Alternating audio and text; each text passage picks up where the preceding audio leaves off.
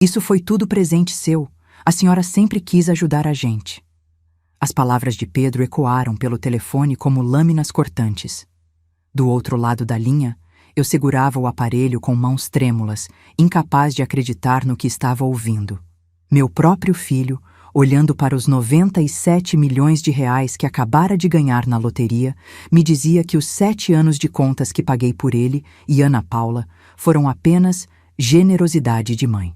Agora não precisamos mais da senhora, Ana Paula gritou ao fundo, sua voz carregada de uma frieza que me gelou até os ossos. Mas antes de continuar, verifique se já se inscreveu no canal e conte nos comentários de qual cidade ou país você está assistindo. Gostamos muito de saber até onde nossas histórias chegam. Meu nome é Rosa, tenho 69 anos e trabalhei durante 40 anos como funcionária do Banco do Brasil antes de me aposentar. Sempre acreditei que o amor de mãe não tem limites, mas nunca imaginei que minha generosidade se tornaria uma prisão que duraria 7 longos anos. Durante todo esse tempo, sustentei praticamente sozinha uma casa com 4 pessoas, assistindo minha aposentadoria modesta ser consumida pelos gastos de um casal que prometia, mês após mês, que logo conseguiriam se organizar. Tudo começou quando Pedro tinha 25 anos e me apresentou Ana Paula, uma moça de 22 que ele namorava há apenas 3 meses. Era uma situação delicada desde o início. Eles mal se conheciam quando ela engravidou. Pedro veio até mim numa tarde de domingo, nervoso, mexendo nas mãos como fazia quando criança, e tinha algo difícil para contar. "Mãe, a Ana Paula está grávida", ele disse, evitando o meu olhar. "A gente precisa de um lugar para ficar até conseguirmos nos organizar." Naquele momento, olhando para o rosto preocupado do meu filho, senti meu coração materno falar mais alto que qualquer prudência. Como poderia negar ajuda ao meu único filho num momento tão crucial? Ana Paula estava assustada, longe da família dela que morava no interior. E Pedro claramente não estava preparado para a paternidade. Eles precisavam de estabilidade, de um porto seguro. "Claro que podem ficar aqui", respondi sem hesitar. "É só até vocês se organizarem, né?" Quando meu netinho nasceu, descobrimos que ele tinha autismo. O diagnóstico chegou como um furacão que desarrumou todos os planos frágeis que Pedro e Ana Paula tinham construído. Ver aquela criança inocente lutando para se comunicar com o mundo despertou em mim um instinto protetor ainda mais forte. Como avó, eu não podia permitir que meu neto crescesse em instabilidade. "Fiquem o tempo que precisarem", eu disse a eles naquele dia difícil no consultório médico. "Vamos enfrentar isso juntos." Ana Paula chorou nos meus braços e Pedro segurou minha mão com força. Naquele momento, acreditei genuinamente que estávamos construindo algo bonito, uma família unida contra as adversidades. Nos primeiros meses, eles realmente tentavam ajudar. Pedro trabalhava como vendedor em uma loja de móveis e Ana Paula fazia alguns trabalhos de manicure em casa. Eles pagavam a conta de telefone e compravam algumas coisas no mercado. "Logo conseguimos nossa casa, mãe", Pedro repetia constantemente. "É só uma questão de tempo." Mas o tempo foi passando e a situação foi se tornando cada vez mais desbalanceada. Minha conta de luz triplicou. O gás, que antes durava 2 meses, começou a acabar em 15 dias. A água, o IPTU, o condomínio, o mercado, tudo passou a ser minha responsabilidade, enquanto minha aposentadoria de R$ 3.400 se esticava para sustentar 4 pessoas. "Mês que vem, a gente ajuda com metade das contas", era a promessa constante de Pedro. Mas sempre aparecia um imprevisto. Ora era o carro que quebrou e eles precisaram gastar tudo no conserto. Ora era uma emergência médica do meu neto. Sempre havia uma razão plausível, sempre uma desculpa que tocava meu coração de mãe e avó. Ana Paula desenvolveu o hábito de fazer comentários aparentemente inocentes que me deixavam culpada por sequer pensar em cobrar ajuda. "Rosa, que sorte o João ter uma avó que se preocupa tanto com ele", ela dizia enquanto eu pagava a conta do supermercado. "Tem criança que não tem essa proteção." Pedro, por sua vez, tinha uma forma mais direta de evitar o assunto. Quando eu mencionava as contas, ele mudava de tópico ou saía de casa, alegando compromissos urgentes. Mãe, a senhora sabe que eu faço o que posso. Ele dizia, e eu, querendo preservar a harmonia familiar, acabava deixando para lá.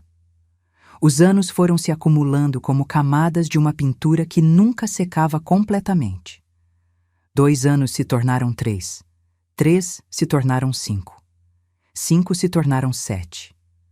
A casa que era minha se tornou deles na prática. Meu quarto era o único espaço verdadeiramente meu, enquanto eles ocupavam o quarto principal, transformaram minha sala de costura em quarto do João e usavam a sala e cozinha como se fossem os donos.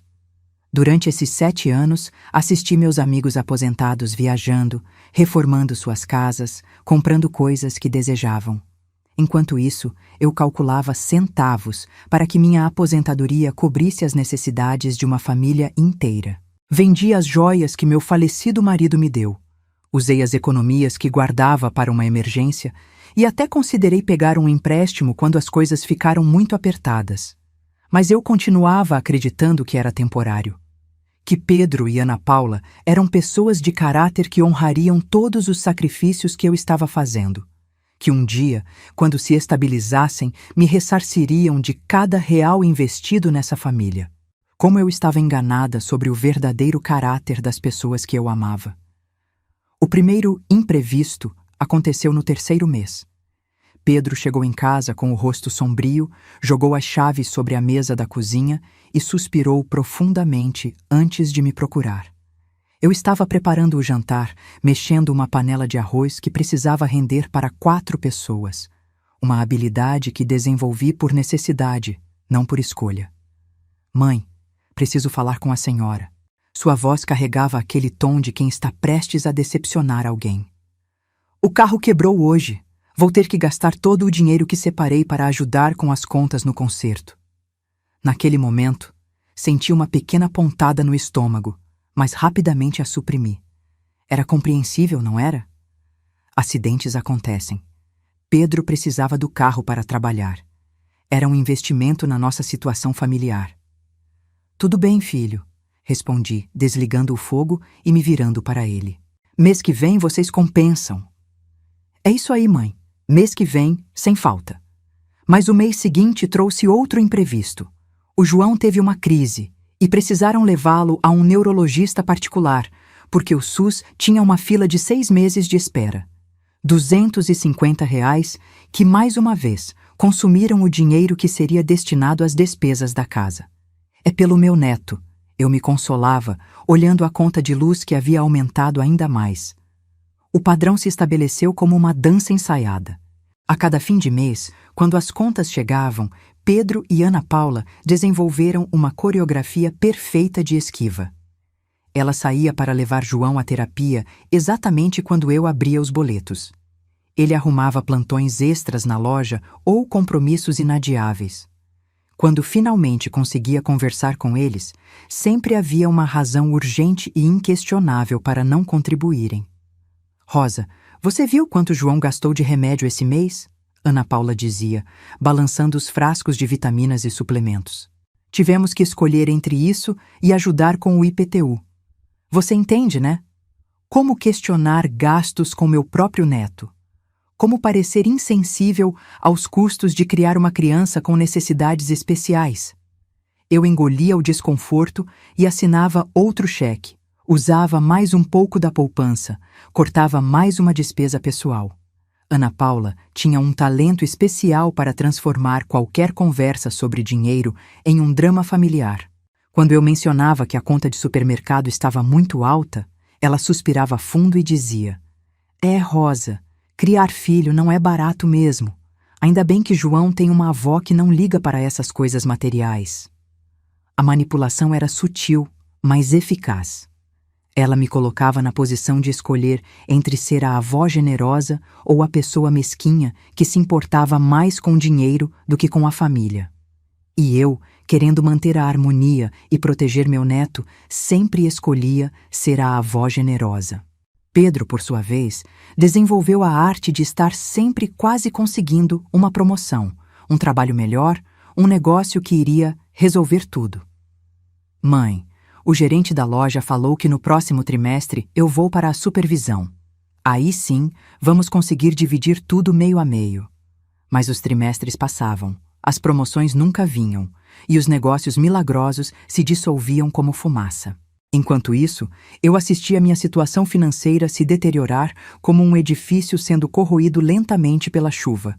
Minha aposentadoria de R$ 2.400, que antes me permitia uma vida modesta, mas digna, agora mal cobria as necessidades básicas de uma casa com 4 pessoas. A conta de luz, que antes ficava em torno de R$ 80, saltou para R$ 300 mensais. A água triplicou.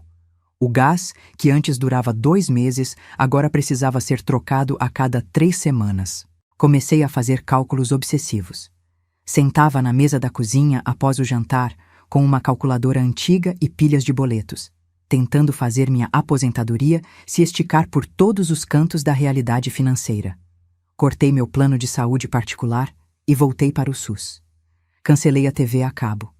Parei de comprar os remédios para minha artrite, optando apenas pelos genéricos distribuídos gratuitamente no posto de saúde. Meus armários, que antes guardavam algumas roupas bonitas para ocasiões especiais, começaram a ficar vazios. Vendi um anel de ouro que ganhei do meu falecido marido para cobrir uma conta de IPTU em atraso. Depois foi o relógio dele, depois alguns móveis antigos que tinham valor sentimental, mas também comercial. Ana Paula e Pedro, por outro lado, sempre pareciam ter dinheiro para coisas que consideravam importantes. Ela fazia as unhas regularmente, comprava cremes caros para o estresse de cuidar de uma criança especial. Enquanto isso, eu usava um celular de teclas que ganhei há 5 anos, e quando quebrou, demorei 3 meses para conseguir comprar outro, usado, numa loja do centro. A deterioração não era apenas financeira, era emocional e física também. Comecei a ter insônia, acordando de madrugada para fazer contas na cabeça.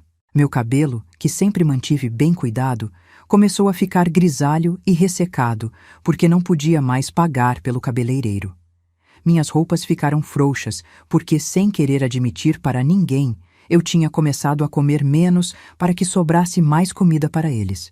O pior era a sensação crescente de invisibilidade na minha própria casa. Pedro e Ana Paula tomavam decisões sobre mudanças na decoração, traziam visitas sem me avisar, usavam minha cozinha para fazer experimentações culinárias elaboradas que deixavam uma pilha de louça suja que esqueciam de lavar. Rosa, você não se importa se a gente colocar essa TV nova na sala, né? Ana Paula perguntava retoricamente, já desembalando um aparelho de 50 polegadas. É importante para o desenvolvimento do João ter acesso a programas educativos. Eu concordava, claro. Como não concordar com algo que beneficiaria meu neto? Mas por dentro, uma parte de mim gritava silenciosamente: esta é minha casa, eu deveria ser consultada. Os 7 anos se acumularam como camadas de tinta descascada, cada uma revelando mais claramente a realidade que eu me recusava a enxergar. Eu não estava ajudando uma família a se estabelecer. Eu estava sendo sistematicamente explorada pelas 2 pessoas que mais amava no mundo, além do meu neto. Era uma terça-feira ensolarada de março, quando minha vida mudou para sempre. Eu estava na cozinha preparando o almoço, temperando um frango que precisaria alimentar 4 pessoas, quando ouvi gritos vindos da sala. Não gritos de desespero ou dor, mas de euforia pura. Ana Paula berrava algo incompreensível, enquanto Pedro repetia: não acredito, numa sequência frenética. Deixei a panela de lado e corri para a sala, pensando que talvez João tivesse falado uma palavra nova ou feito algum progresso significativo em sua comunicação. O que encontrei foi uma cena que jamais esquecerei. Pedro e Ana Paula abraçados no sofá, ela segurando um pedaço de papel contra o peito, os 2 chorando e rindo ao mesmo tempo.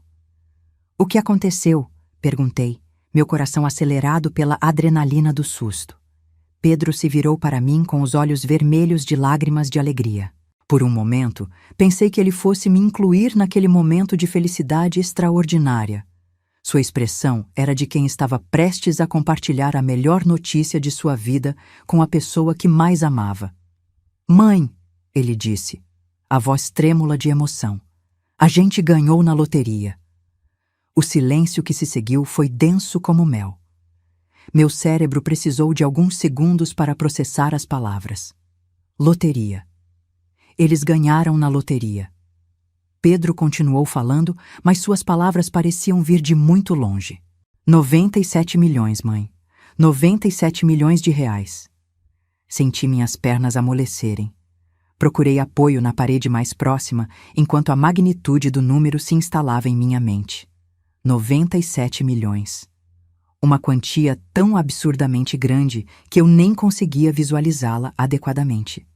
Mas rapidamente, uma onda de alívio e esperança me invadiu como água doce após anos de sede. Finalmente. Finalmente chegara o momento em que todos os sacrifícios, todas as privações, todos os boletos pagos com meu dinheiro fariam sentido. Pedro e Ana Paula poderiam me ressarcir. Não apenas o dinheiro, isso seria apenas um detalhe diante de uma fortuna dessas. Mas minha dignidade, meu lugar como matriarca respeitada da família. Que maravilha, filho! Exclamei, genuinamente feliz. Meu coração se encheu de uma alegria que não sentia há anos. Agora vocês podem realizar todos os sonhos. Ana Paula se levantou do sofá, ainda segurando o bilhete premiado como se fosse um pergaminho sagrado. Seus olhos brilhavam com uma intensidade que eu nunca tinha visto antes.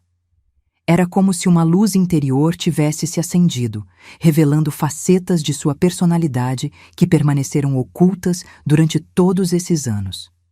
Vamos comprar uma mansão, ela disse, sua voz carregada de uma excitação quase infantil. Com piscina, jardim gigante, quarto separado, João vai ter o melhor de tudo. E Pedro assentiu vigorosamente, já entrando no devaneio das possibilidades infinitas.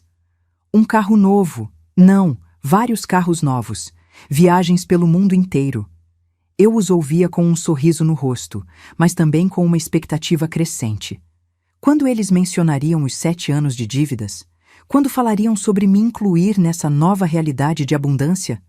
Não por ganância, eu nunca fui uma pessoa ambiciosa, mas por justiça, por reconhecimento.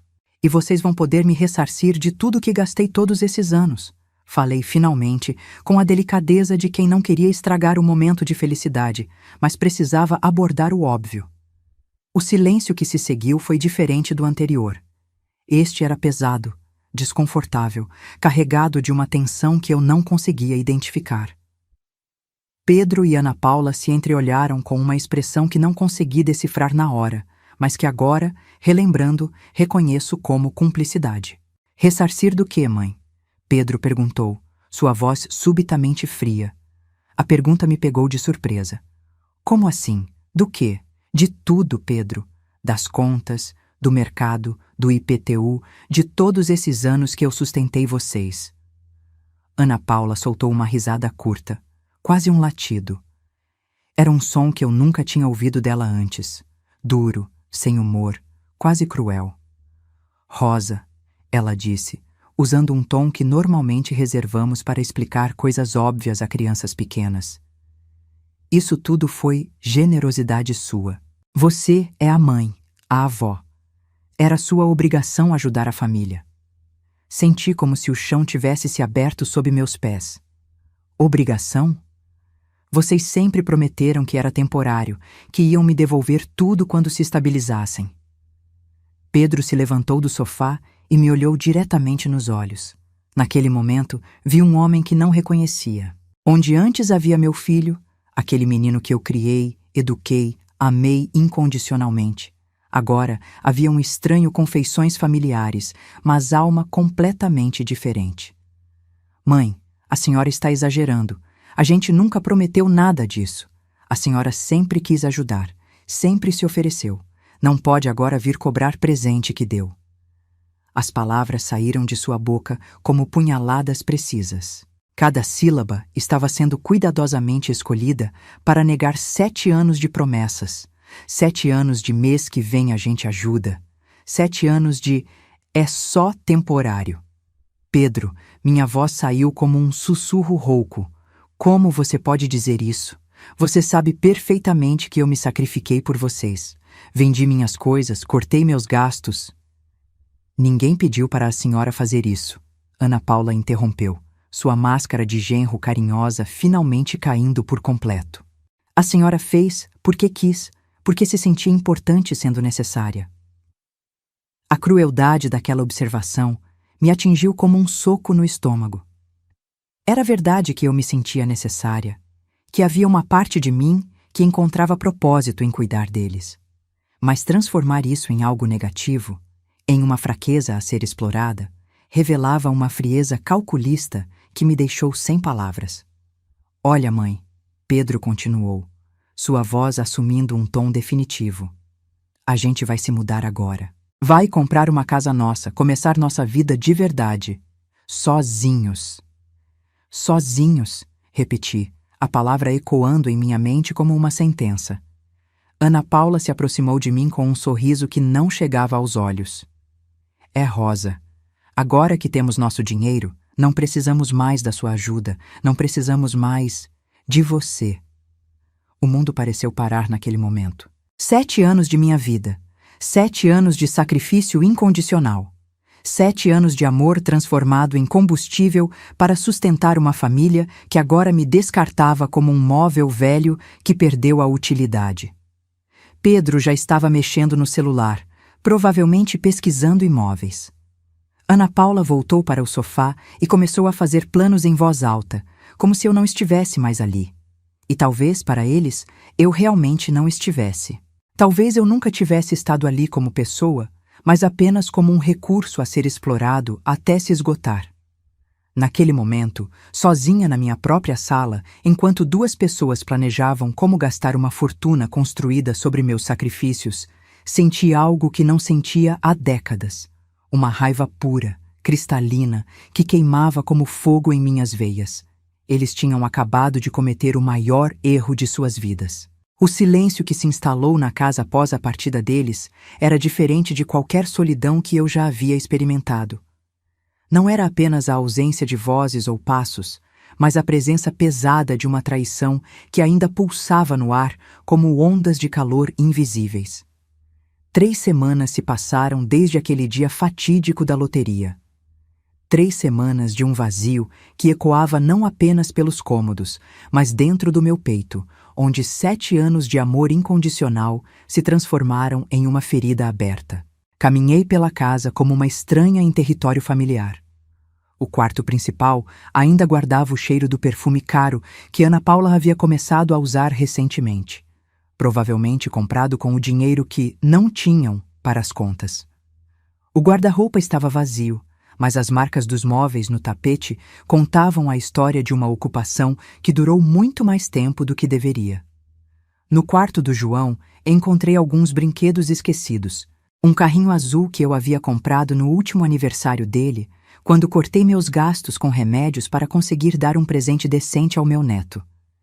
Segurei o brinquedo nas mãos trêmulas e senti a primeira onda real de dor me atingir. Não era apenas Pedro que eu havia perdido. Era João também. Meu neto, que nos últimos 7 anos se tornou minha razão de viver, meu propósito diário. As manhãs preparando o seu café da manhã especial, as tardes ajudando com a terapia ocupacional, as noites contando histórias que ele ouvia em silêncio, mas com aquele olhar atento que me dizia que cada palavra era preciosa. Tudo isso havia sido arrancado de mim num único movimento, como se 7 anos de construção emocional pudessem ser apagados com a frieza de quem descarta um utensílio que perdeu a utilidade. Sentei na beira da cama de João e chorei. Chorei de uma forma que não fazia desde a morte do meu marido. Eram lágrimas que vinham de um lugar profundo, um poço de dor que eu nem sabia que existia. Lágrimas pela ingenuidade perdida, pela confiança traída, pela família que eu acreditei estar construindo, mas que na verdade estava sendo sistematicamente destruída.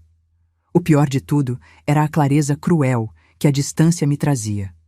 Agora, sozinha com meus pensamentos, conseguia ver os padrões que meu amor de mãe havia me impedido de enxergar. As manipulações não eram coincidências ou improvisos desesperados. Eram estratégias calculadas. Lembrei de todas as vezes que Ana Paula mencionava casualmente os gastos com João, justamente quando eu estava prestes a falar sobre dinheiro. De como Pedro sempre arrumava compromissos urgentes nos dias em que as contas chegavam. De como eles transformavam qualquer tentativa minha de estabelecer limites em questões sobre o meu amor pela família. Eles não eram vítimas das circunstâncias que eu havia ajudado por compaixão. Eram predadores emocionais que identificaram em mim uma fonte de recursos e a exploraram com precisão cirúrgica durante 7 anos inteiros. Na cozinha, abri a geladeira e encontrei uma quantidade de comida que duraria semanas para uma pessoa. Comida que eu havia comprado pensando em 4 bocas, esticando meu orçamento até o limite. Agora parecia abundante, quase excessiva. Uma ironia amarga que não passou despercebida. Sentei à mesa e comecei a fazer algo que deveria ter feito anos atrás. Calcular exatamente quanto dinheiro eu havia investido neles. Os números eram assustadores. Cada conta de luz inflacionada era um remédio que não comprei. Cada mercado grande era uma roupa que não troquei. Cada IPTU pago era um passeio que não fiz, um livro que não comprei. Um momento de prazer pessoal que abandonei em nome de uma generosidade que agora descobria ter sido completamente unilateral. Mas a dor não era apenas financeira, era existencial. Durante 7 anos, eu havia moldado minha identidade em torno do papel de sustentáculo familiar. Rosa, a mãe que sempre ajuda. Rosa, a avó que sempre está presente. Rosa, a rocha em que todos se apoiam. Agora, despojada desse papel, quem eu era? A resposta chegou gradualmente, como o amanhecer que se insinua lentamente pelas frestas das cortinas. Eu era Rosa, a ex-funcionária do Banco do Brasil que durante décadas desenvolveu habilidades de organização, documentação e análise financeira. Rosa, que por amor havia se esquecido de suas próprias capacidades, mas que agora, na solidão forçada, podia redescobri-las. Levantei da mesa com uma determinação que não sentia há muito tempo. A raiva inicial estava se transformando em algo mais potente e focado: propósito. Pedro e Ana Paula haviam cometido um erro crucial ao me subestimar. Eles viram em mim apenas a mãe desesperada para ajudar, a avó carente por afeto. Não viram a profissional experiente que sabia exatamente como documentar e comprovar transações financeiras. Caminhei até meu quarto e abri o armário onde guardava documentos importantes. Lá, em pastas organizadas por ano, estava a evidência de 7 anos de exploração sistemática. Não apenas os comprovantes de pagamento, mas também anotações, gravações de áudio onde Pedro prometia ressarcimento, mensagens de texto, tudo preservado com a precisão de alguém que passou décadas lidando com a importância da documentação. Eles achavam que tinham se livrado de mim. Na verdade, tinham acabado de despertar uma adversária que possuía todas as armas necessárias para uma guerra que nem imaginavam estar prestes a enfrentar. Naquele momento, sozinha em meu quarto, cercada por evidências irrefutáveis de anos de abuso financeiro, senti algo renascer dentro de mim. Não era apenas sede de justiça, era a redescoberta de uma força que eu havia esquecido de possuir. Uma força que durante anos canalizei para cuidar dos outros, mas que agora, finalmente, iria usar para cuidar de mim mesma. Pedro e Ana Paula estavam prestes a descobrir que 97 milhões de reais não seriam suficientes para compensar o erro de traírem a mulher errada. O amanhecer chegou com uma clareza que eu não experimentava há anos. Acordei sem o peso costumeiro da preocupação financeira, sem a tensão de calcular quanto restava da aposentadoria. Pela primeira vez em 7 anos, eu sabia exatamente quantos recursos tinha disponíveis, todos eles. A matemática simples da vida solitária me devolvera uma autonomia que havia esquecido de possuir. Mas mais importante que a liberdade financeira era a redescoberta de uma versão de mim mesma que jazia adormecida. Durante 40 anos no banco, transitei por todos os departamentos: crédito, documentação, auditoria interna. Aprendi que a diferença entre justiça e injustiça geralmente se resumia à qualidade da documentação disponível. Tomei meu café da manhã, uma xícara generosa sem economizar no açúcar, e me dirigi ao cantinho do quarto de hóspedes, onde guardava documentos importantes. Hoje, aquele espaço se transformaria no quartel-general de uma operação que Pedro e Ana Paula jamais imaginaram que eu fosse capaz de articular. Abri o primeiro arquivo, datado de 7 anos atrás. As páginas amareladas pelo tempo guardavam não apenas números, mas a narrativa completa de como minha generosidade se transformou em exploração sistemática. Ali estava o comprovante do primeiro pagamento de IPTU que fiz por eles, acompanhado de uma anotação manuscrita. Pedro prometeu devolver no mês seguinte, empréstimo temporário. Cada transferência bancária vinha acompanhada de anotações detalhadas sobre as promessas feitas e não cumpridas. Não por desconfiança. Nunca imaginei que precisaria provar coisa alguma para meu próprio filho, mas por um hábito profissional que agora se revelava providencial. Décadas lidando com empréstimos e financiamentos me ensinaram que a memória humana é seletiva, mas o papel não mente. Encontrei a pasta vermelha onde guardava as gravações de áudio. Nos últimos anos, depois de alguns calotes especialmente dolorosos, comecei a gravar discretamente as promessas de Pedro sobre ressarcimento. Era minha forma de me proteger, de ter algum registro concreto quando as palavras se dissolviam no ar como sempre acontecia. Conectei meu gravador antigo ao computador e comecei a reproduzir os arquivos. A voz do meu filho preencheu o quarto silencioso. Mãe, eu juro pela cabeça do João que vou te devolver cada centavo. É só a promoção sair, e eu quito tudo com a senhora. A data da gravação mostrava que essa promessa havia sido feita há 3 anos. A promoção nunca saiu, mas outras promessas similares se seguiram. Em outra gravação, Ana Paula assumia compromissos com naturalidade. Rosa, quando a gente comprar nossa casa, a primeira coisa que vamos fazer é te devolver tudo o que você gastou com a gente. Você é um anjo na nossa vida. Ouvi horas de promessas quebradas, de compromissos dissolvidos no tempo, de juramentos feitos sobre a cabeça de uma criança inocente. Cada arquivo de áudio era uma peça de um quebra-cabeças que revelava não apenas a exploração financeira, mas também o padrão de manipulação emocional. Organizei tudo cronologicamente. 7 anos de documentação bancária, comprovantes de transferência, recibos de contas pagas, anotações manuscritas e gravações de áudio. O material resultante era mais completo que muitos processos comerciais que eu havia analisado durante minha carreira. Mas documentação sem orientação jurídica adequada seria apenas papel organizado.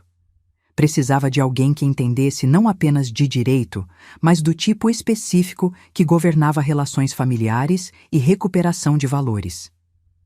Lembrei do Dr. Augusto Mendes, um advogado que havia conhecido durante meus últimos anos no banco. Ele especializava-se em direito civil e familiar e tinha a reputação de ser tanto técnico quanto humano, uma combinação rara na profissão. Peguei o telefone com dedos que não tremiam mais. Doutor Augusto? É Rosa Fernandes, do Banco do Brasil. Sei que me aposentei há alguns anos, mas preciso de uma consulta urgente. Sua voz trouxe o calor de uma conexão profissional respeitosa. Rosa, que prazer ouvir sua voz. Claro, podemos nos encontrar quando quiser. Do que se trata? É uma questão familiar que se tornou complexa. Prefiro explicar pessoalmente. Agendamos para a tarde do dia seguinte. Cheguei ao escritório de Dr. Augusto carregando 2 pastas pesadas e um gravador digital. Ele me recebeu com a cortesia de sempre, mas percebi sua expressão mudar conforme eu relatava os fatos. Não era apenas interesse profissional, era uma mistura de incredulidade e indignação crescentes. Rosa, ele disse depois que terminei minha exposição. Em 40 anos de advocacia, raramente vi documentação tão completa para um caso familiar. O que a senhora tem aqui não são apenas evidências. É uma dissertação sobre exploração financeira sistemática. Mostrei-lhe os comprovantes organizados por categoria. Contas básicas da casa, pagas exclusivamente por mim durante 7 anos. Transferências bancárias para cobrir emergências que se revelaram padrões recorrentes. Empréstimos familiares que jamais foram honrados. E isso aqui, eu disse, conectando o gravador. São as promessas verbais de ressarcimento. Doutor. Augusto ouviu algumas gravações com atenção de arqueólogo, examinando artefatos preciosos. Suas anotações se multiplicavam conforme os áudios progrediam. Rosa, preciso ser direto. O que a senhora sofreu configura, juridicamente, exploração financeira familiar. E o que a senhora documentou é material suficiente não apenas para recuperar os valores investidos, mas para comprovar má-fé por parte deles. Ele fez uma pausa, consultando suas anotações. Com essa fortuna da loteria, eles têm condições sobradas de ressarcir cada real. A questão não é se vamos conseguir, é quanto tempo vai levar. Senti uma sensação estranha, quase vertiginosa. Era alívio misturado com validação. Não era minha imaginação. Não eram cobranças descabidas de uma mãe amargurada. Era exploração real, documentada, com solução jurídica viável. Quanto tempo, Dr. Augusto? Ele sorriu pela primeira vez desde que começamos a conversar. Com esta documentação e considerando que eles têm recursos para pagamento imediato? Alguns meses. Talvez menos se eles preferirem acordo extrajudicial. Saí do escritório com uma sensação que não experimentava há 7 anos. Esperança fundamentada em fatos, não em promessas vazias. Pedro e Ana Paula haviam construído sua fortuna sobre o alicerce dos meus sacrifícios, mas não sabiam que esse mesmo alicerce se tornaria a fundação da minha justiça. O processo judicial foi protocolado numa segunda-feira chuvosa de abril. Eu estava presente no fórum quando o Dr. Augusto entregou as 430 páginas de documentação que comprovavam 7 anos de exploração financeira sistemática. Havia algo profundamente satisfatório em ver todo aquele material organizado em linguagem jurídica. Era como se minha dor tivesse finalmente encontrado uma voz que o sistema legal podia compreender. Ação de cobrança com pedido de ressarcimento por enriquecimento ilícito, Dr. Augusto me explicou enquanto saíamos do protocolo. O valor total, corrigido monetariamente, chega a R$486 mil. O número me surpreendeu. Durante anos, eu havia enxergado cada conta paga como um gesto isolado de generosidade materna. Agora, somadas e corrigidas, revelavam a magnitude real do que Pedro e Ana Paula me custaram. Quase R$500 mil, uma quantia que, para mim, representava anos de aposentadoria. Para eles, com seus 97 milhões, seria menos que os trocos de uma compra no supermercado. A intimação chegou até eles 3 dias depois. Pedro me ligou numa quinta-feira à noite, sua voz carregada de uma indignação que beirava o histérico. Mãe, que loucura é essa? Um processo? Contra seus próprios filhos? Minha resposta saiu calma, sem a emotividade que ele esperava provocar. Pedro, é exatamente o que está escrito no processo. Cobrança pelos valores que investi em vocês durante 7 anos, com todas as promessas de ressarcimento devidamente documentadas. Mas, mãe, somos família. Durante 7 anos, quando eu precisava que eles honrassem compromissos financeiros, família significava que eu deveria compreender as dificuldades deles. Agora, quando eram chamados à responsabilidade, família subitamente se tornou razão para eu não cobrar o que era meu por direito.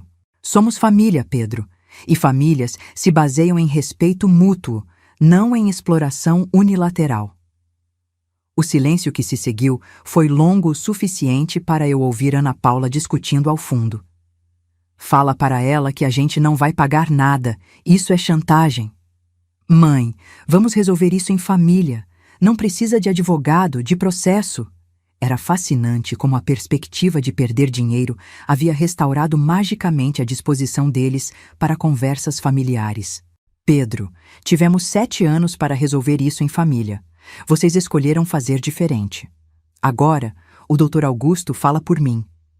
Desliguei o telefone com uma sensação estranha de poder. Pela primeira vez em anos, eu não estava suplicando, explicando ou justificando. Estava simplesmente comunicando fatos. O desenrolar do processo foi mais rápido do que eu antecipara. A estratégia de defesa de Pedro e Ana Paula se revelou tão frágil quanto seus argumentos morais. O advogado deles tentou contestar a documentação, questionou a validade das gravações, alegou que tudo havia sido generosidade espontânea de mãe amorosa. Mas Dr. Augusto havia preparado cada resposta com meticulosidade. Para cada contestação, havia 3 documentos comprovatórios. Para cada alegação de espontaneidade, havia gravações onde eles prometiam ressarcimento. Para cada argumento sobre generosidade maternal, havia anotações manuscritas registrando empréstimos temporários. O ponto de virada chegou quando o juiz solicitou o depoimento pessoal das partes. Quando me encontrei diante do juiz, respondendo perguntas sobre 7 anos de sacrifício documentado, descobri uma voz que não conhecia, firme, factual, despida da necessidade de agradar. Meritíssimo, disse eu quando perguntada sobre minhas motivações. Aprendi que acordos verbais precisam ser registrados para ter validade. Nunca imaginei que precisaria aplicar essa lição com minha própria família, mas os fatos falam por si só. Pedro, durante seu depoimento, se perdeu em contradições. Primeiro alegou que nunca havia prometido ressarcimento. Depois, confrontado com as gravações, mudou a versão para eram apenas intenções, não compromissos. Ana Paula tentou se vitimizar, falando sobre as dificuldades de criar uma criança especial. Mas quando o juiz perguntou por que essas dificuldades justificariam não ressarcir uma senhora aposentada, ela não soube responder. A sentença saiu 6 meses depois do protocolo inicial, procedente em sua totalidade. Pedro e Ana Paula foram condenados a me pagar R$ 486 mil, acrescidos de juros e correção monetária, totalizando R$ 512 mil. O juiz foi categórico. Restou comprovado nos autos o enriquecimento ilícito dos réus às custas da autora, com promessas sistemáticas de ressarcimento nunca honradas. Mais importante que o valor monetário foi o reconhecimento oficial de algo que eu havia começado a questionar em mim mesma. Não era uma mãe superprotetora cobrando generosidade. Não era uma avó possessiva tentando comprar afeto. Era uma mulher que havia sido sistematicamente explorada e que tinha o direito legal e moral de recuperar o que era seu. O pagamento foi efetuado 1 semana depois da sentença transitada em julgado. R$ 512 mil depositados em minha conta corrente. Dinheiro que, ironicamente, saía dos 97 milhões que eles haviam ganhado na loteria. Havia uma justiça poética naquilo. Parte da fortuna deles retornando para quem realmente havia investido na construção da vida que eles levaram. Mas a verdadeira vitória não estava no valor monetário. Estava na restauração de algo que eu havia perdido gradualmente durante 7 anos, o respeito por mim mesma. Durante muito tempo, eu havia me definido através dos meus sacrifícios pelos outros. Agora, pela primeira vez, eu havia lutado por mim mesma. Pedro me procurou algumas semanas depois da sentença. Sua voz ao telefone carregava o mesmo tom manipulativo de sempre, apenas disfarçado sob uma camada superficial de humildade. Mãe, não pode ser assim. Somos família. A senhora vai mesmo acabar com tudo por causa de dinheiro? O cinismo daquela pergunta me atingiu como um tapa. Ele estava invertendo a narrativa, transformando minha busca por justiça em ganância. Pedro, vocês que escolheram o dinheiro quando me dispensaram dizendo que não precisavam mais de mim. Eu só estou cobrando o que é meu por direito. A senhora está sendo orgulhosa demais, mãe. Naquele momento, uma clareza cristalina me invadiu. Não havia arrependimento genuíno na voz do meu filho. Não havia reconhecimento real do que fizeram comigo. Havia apenas irritação por ter que pagar as consequências de seus atos. Pedro, eu passei 7 anos esperando que vocês se tornassem pessoas melhores. Não vou desperdiçar o resto da minha vida esperando algo que claramente nunca vai acontecer. A senhora vai se arrepender, mãe. Vai ficar sozinha. A ameaça velada foi a confirmação final de que eu havia tomado a decisão certa. Pedro, eu já estava sozinha há muito tempo. A diferença é que agora escolho estar. Desliguei o telefone e, pela primeira vez em décadas, senti uma paz profunda se instalando em meu peito. Nos meses que se seguiram, Pedro fez algumas tentativas através de conhecidos mútuos. Mas eu havia aprendido a reconhecer manipulação em todas as suas formas. Cada tentativa apenas confirmava que ele continuava sendo a mesma pessoa, alguém incapaz de assumir responsabilidade real por suas ações. Por meio de conhecidos, soube que Pedro e Ana Paula não estavam vivendo a vida de sonhos que imaginavam com seus milhões. O dinheiro havia amplificado quem eles realmente eram, não os transformado em pessoas melhores. Ana Paula havia desenvolvido uma obsessão por status que a deixava constantemente insatisfeita. Pedro brigava com todos ao redor, desconfiado, incapaz de construir relacionamentos saudáveis. O menino João vivia numa casa luxuosa, mas vazia de conexões genuínas. Ouvi dizer que ele perguntava pela avó, mas Pedro sempre encontrava desculpas para evitar o assunto. A ironia não passou despercebida. Eles haviam ganhado tudo o que pensavam desejar, mas perdido a única coisa que realmente importava: a capacidade de amar e ser amado sem condições. Hoje, aos 70 anos, vivo numa paz que não conhecia há muito tempo. Minha casa é silenciosa, mas não vazia. É preenchida pela minha própria presença, pelos meus livros, pelos meus projetos, pelas amizades verdadeiras que cultivei ao longo da vida. Uso parte do dinheiro recuperado para viajar, para realizar sonhos que havia adiado para sustentar sonhos alheios. Cada lugar novo que visito é uma lembrança de que nunca é tarde para recomeçar, para escolher a si mesma. Às vezes, tarde da noite, ainda penso em Pedro. Não com saudade, mas com uma tristeza serena por quem ele escolheu se tornar. O amor de mãe não morreu, mas se transformou numa aceitação melancólica. Algumas pessoas simplesmente não conseguem ser melhores do que são, mesmo quando têm todas as oportunidades do mundo. E descobri que está tudo bem. Não é minha responsabilidade salvar ninguém de si mesmo. Minha única responsabilidade é comigo mesma, com a dignidade que recuperei e com a vida que ainda tenho pela frente. Pedro fez suas escolhas. Agora vive com elas. E eu, finalmente, vivo com as minhas. Se essa história mexeu com você, não deixe de assistir ao próximo vídeo que está aparecendo aí na tela. Ele traz uma reviravolta surpreendente e emocionante que vai te prender do começo ao fim.